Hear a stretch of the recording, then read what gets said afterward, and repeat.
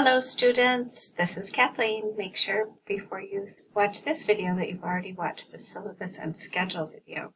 And then it's time to move on to week 1, which is where our assignments will be. You can see week 2 is also available. I'm trying to always have 2 weeks available at a time. So let's go ahead and start with week 1. So you can see that we have 7 kind of parts for week 1 and then some extra materials. So you want to open each one and go through it. So the first one is going to be this video, right? So I'm going to replace it. Obviously, this is the one from summer 2024. I'm going to put the one from summer 2025. That will be so meta, right? So that will be here. And you'll be able to see everything that you need to do. Now I finished it, and I can mark it as completed. Yay! Okay, now we're on to class agreements. So for class agreements, I'm going to click it, and I'm going to start it. Okay, and then it's going to ask me some questions. Did you read and understand the syllabus for this class? I'm going to answer these questions, and then I'm going to click submit. Okay. So obviously I'm not going to do that today, but please go ahead and make sure that's done. So I won't mark that complete because I didn't finish it. So here you start seeing some of the assignments that are going to be due. You see writing and drafting skills, some videos that are required to watch, an outline, quill, and grammar and editing skills. Okay. So let's go ahead and look at the writing and drafting skills welcome assignment, okay? So it's time to get to know your classmates. Follow the link and click the plus sign to post. You don't need to log in. Post your introduction with your name, country, or language background, major, and any other information you would like to share with your classmates. Also post a photo or video of yourself or something that represents you. Then comment on at least 2 other students' posts. So to do this, I will click the link. I will click the plus sign, which is in the bottom of the screen. I'm just moving this so you can see it. Okay, it creates this place for me to post where I can post my introduction. I can add a link. I can add a photo from a camera. I can do a search. You know, if you don't want to put your own picture, you want to put a picture of your country. And here, write something about yourself. So mine is actually a video. If you'd like to watch it to learn a little bit about me, you can. Okay, so after you have finished doing that, you would also be able to comment on 2 other people's posts. Okay, and when you've finished. So offline submission means you're not turning anything in on Blackboard. You're actually turning it in here. So I'll mark the grade on Blackboard, but you're doing the homework here. I hope that makes sense. So we'll just close that, and you can see that is worth 1 point. Okay. Next are some so let's imagine I finished that one. Oh, it's not going to let me. Okay, so required videos about essay expectations and how to do the outline.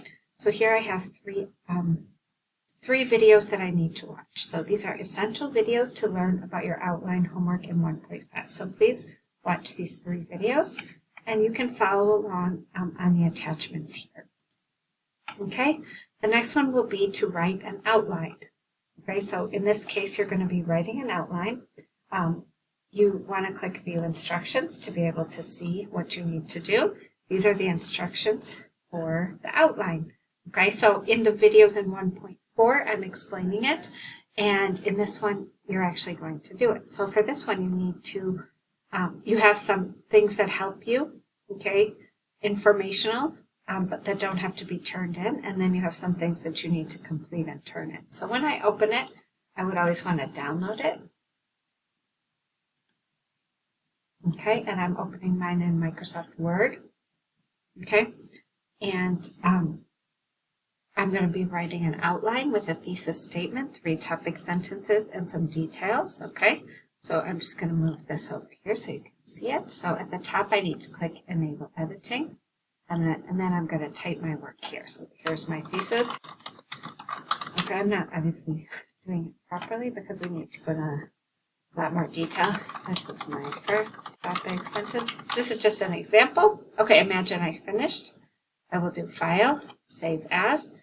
I'm just going to save it in my downloads quickly so that I can find it. So I'm just going to say Save. Okay, and then I'm going to do my submission here, so I can click attachment, and then I'm going to go to my download where I saved it, which is here, outline, open, save.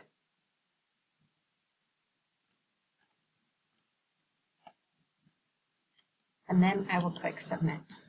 Okay, so after I submit my assignment, I will receive this, which is my receipt. I can download it if I want to, or I can also get it on email. That's just to prove that you did it. Okay, so you can see that I submitted it here. Okay, so don't forget you need to click view instructions in order to be able to see what you're supposed to be doing. Okay, let's go back to this one so you can see I finished those two. I can also mark that I finished the videos.